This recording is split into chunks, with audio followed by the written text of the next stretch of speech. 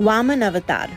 यद्यपि इंद्र ने बलि को युद्ध में मार डाला था, तो भी आचार्य शुक्र ने उसे पुनर्जीवित किया था और तब उसने अनेक यज्ञ पूरा करके अपनी शक्ति बढ़ाई थी और बड़ा पराक्रमी बन गया था। देवगण उसके भय से छिप गए और बलि ने तीनों लोकों को अपने वश में कर लिया। वह आपके सुदर्शन चक्र से भी नहीं डरता था। अपने पुत्रों देवों का दुख देखकर अदिति अत्यंत खिन्न हुई और पति कश्यप की शरण में गई।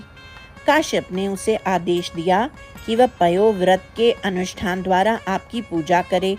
अदिति ने 12 दिनों तक आप में पूर्ण भक्ति रखकर उसका आचरण किया। व्रत के अंत में आप अदिति के सामने, जिसका मन आप में अत्यंत तल्लीन था, अपने चतुर्भुज एवं श्याम वर्ण वाले रूप में स्वयं प्रकट हुए। अदिति ने आपका नमन किया और आपने उससे कहा, मैं ही आपका पुत्र बनकर अवतार कर लूंगा।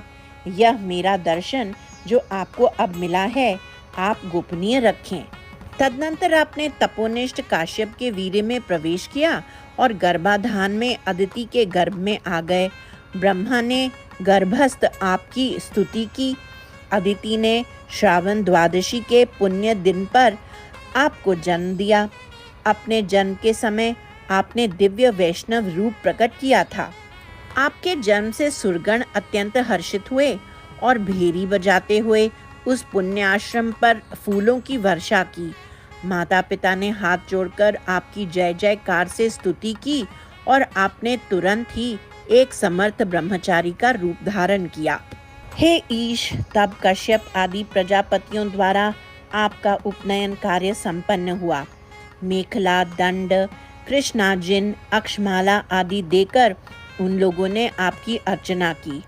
आपका शरीर ब्रह्म तेज से चमक उठा।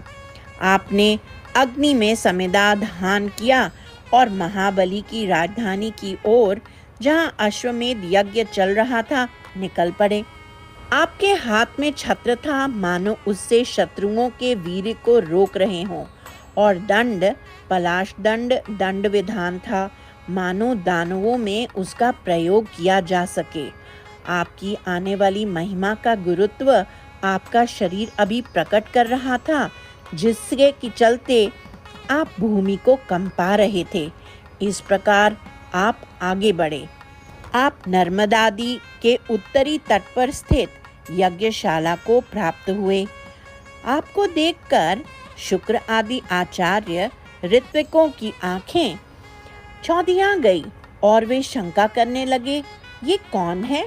सूर्य है, अग्नि है, अथवा योगी सनत कुमार है? आपके तेज से वशीभूत भृगुओं ने आगे बढ़कर आपको यज्ञशाला में लाए। पुण्यवान असुर राजा बलि आपका रम्य रूप देखकर रोमांचित हो उठे और भक्ति से पास आकर आपके चरण धोए और उस चरणोदक को अपने सिर पर धारण किया। यह आपका पाद जल तीर्थों के लिए भी तीर्थ था, अर्थात पवित्रतम था। आपका जो चरणोदक शिवजी अपने सिर पर रखकर लाड प्यार करते हैं, अर्थात बड़े प्रेम से सर पर धारण करते हैं, वही बलि को भी प्राप्त हुआ, यद्यपि वह असुर था। हो सकता है प्रहलाद के वंश में जन्म लेने से अथवा उसके द्वारा संपन्न हुए यज्ञों के फलस्वरूप किंवा ब्राह्मणों पर उनका जो विश्वास था, उससे यह सौभाग्य उसे प्राप्त हुआ। वही आप, हे विभो गुरुवायुरपुरेश, मेरा पालन करें। सर्वत्र गोविंद नाम संकीर्तन, गोविंदा गोविंदा।